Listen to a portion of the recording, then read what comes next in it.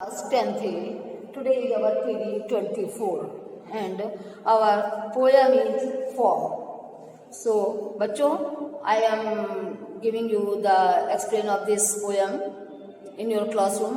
But today our period 24 there is a topic fog. Poem number है आपकी जो भी हो poem fog है.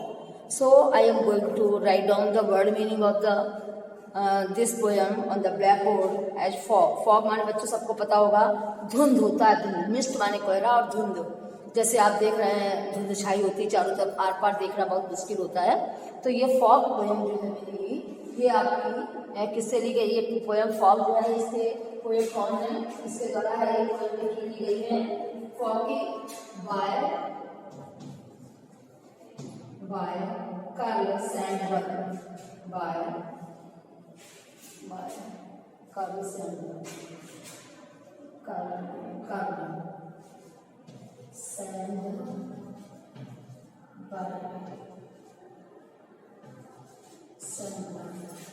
इसके द्वारा कार्ल सैंडबर्ग के द्वारा पोयम लिखी गई है. और आइए हम याद दिखा रहे हैं. जैसे हार्बर नाम होता है आपका बंदरगाह.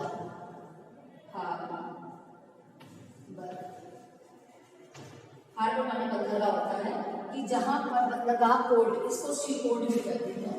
सी पोर्ट बंदरगाह का मतलब होता है जहां पर समुद्री किनारे पर, जहां पर हमारे वो स्थान जहां पर जहाज जो है वो रुकते हैं उतरते हैं, वो पोर्ट कहलाता है. तो सी पोर्ट यानी समुद्री किनारा भी बंदरगाह सी पोर्ट भी कहते हैं. अच्छा, हाउचेस माने आपका होता है सिटिंग ऑन हील्स.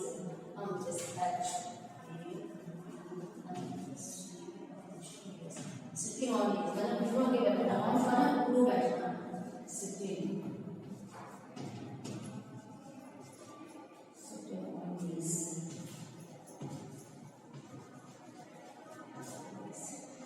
इसके माने है आपका बंदरगाह.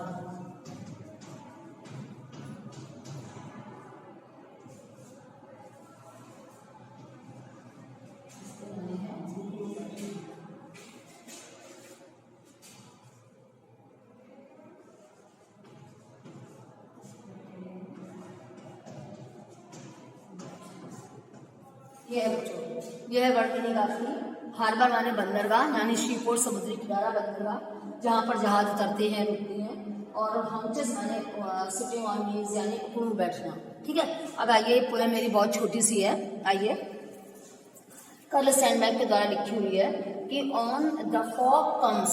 फॉग माने धुंध, कम्स माने आती है. द फॉग कम्स माने धुंध आती है, या कोहरा मिस्ट माने होता है, इसके माने धुंध है. जैसे कि आदि आप देखिए सुबह का मौसम है ना, तो आपका द फॉग कम्स धुंध आती है. ऑन लिटिल कैट फीट यानी बिल्ली के जैसे दबे पांव से. धुंध कैसी आती है? बिल्ली के जैसे दबे पांव से. It sits looking, it sits ये बैठती है देखती हुई. और हार्बर माने कहाँ पर? बंदरगाह पर. एंड सिटी और शहर में भी, शहर पर भी. बंदरगाह ऐसे खुले स्थानों पर धुंध ज्यादा पता चलती है. तो कहते हैं इट सिट्स लुकिंग, यह बैठती हुई दिखाई देती है. कहाँ पर? बंदरगाह पर और पूरे शहर में. कहते हैं ऑन साइलेंट हॉन्चेस, ये शांत होकर उकड़ू बैठी रहती है. एंड देन मूव्स और फिर चली जाती है. शांत होकर उकड़ू बैठती है एंड फिर चली जाती है. ये आपका फॉग नाम का ये आपका है पोएम है आपकी फॉग नाम की. आइए बच्चों देखते हैं. एक मिनट.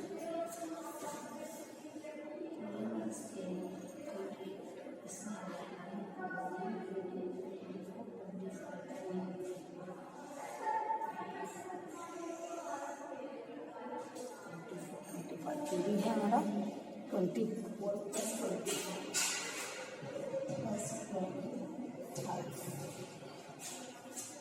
नंबर 24 प्लस 25 है. ओके.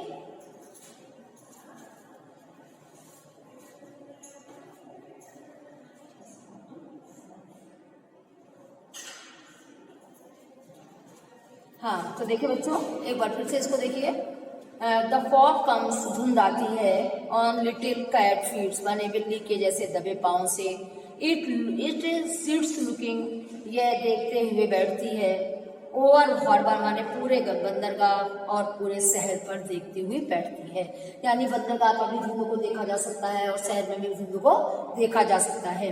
देन मूव्स, और ये ऑन साइलेंट हॉन्चेस, शांत उकड़ू बैठ जाती है और फिर देन मूव्स, फिर चली जाती है। ठीक है, अब बच्चों इसमें स्क्रैप बेस्ड क्वेश्चन आंसर है। ठीक है ना।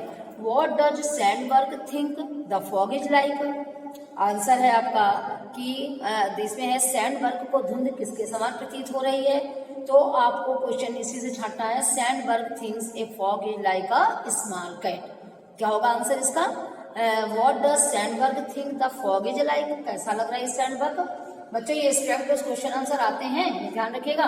तो आपका पहले का आंसर है, आपको स्क्रैप बेस्ड क्वेश्चन आंसर एक ही स्क्रैप है, इसलिए हम क्वेश्चन के आंसर आपको बता रहे हैं। What does Sandberg think the fog is like? तो सैंडबर्ग क्वेश्चन से ये सैंडबर्ग थिंक्स हो जाएगा, thinks the fog is like a small cat. क्या होगा? Like a small cat. आप ऊपर लाइन्स में आइए, लिटिल कैट फीट यानी like a small cat. How does the fog comes? कैसे आती है? अब आपका आएगा how does the fog come. तो the fog comes, second line पे आइए, the fog comes on little cat feet wit is without making any noise. यानी दबे पांव का मतलब है दबे पांव आती है यानी विदाउट मेकिंग एनी नॉइज। तो क्या हो जाएगा? The fog comes on little cat feet that is without making any noise. तो थर्ड क्वेश्चन है इसका, what does it in the third line refer to? यहाँ पर इट तीसरी लाइन में किसके लिए कहा गया है? What does it in third line refer to? यहाँ पर तीसरी पंक्ति में it किसके लिए कहा गया है? देखिए answer, it refers the fog. It refers the fog. Fog के लिए कहा गया है। Then the poet actually say that the fog is like a cat. Question number यहाँ का 4 है। What does the poet actually say that the fog is like a cat? Find 3 things that tell us that the fog is like a cat.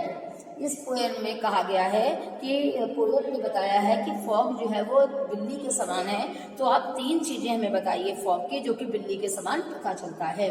तो आपको देखिए बिल्ली के तरीके से दबे पांव आता है, फिर उकड़ू मार कर बैठता है, फिर वो चला जाता है। आपको इन्हीं से आंसर मिल जाएगा। लिखिए answer, yes this poem, yes the poem actually says that, ये क्वेश्चन सही रहेगा। Yes the poet actually says that the fog is like a cat. फिर जाइए पहले वाले सेंटेंस पूरा, yes the poet actually says that the fog is like a cat, it comes slowly like a cat, it comes slowly like a cat, full stop, it remains hanging silently, it remains hanging silently मतलब चुपचाप बना रहता है, hanging silently, as if a cat is standing, as if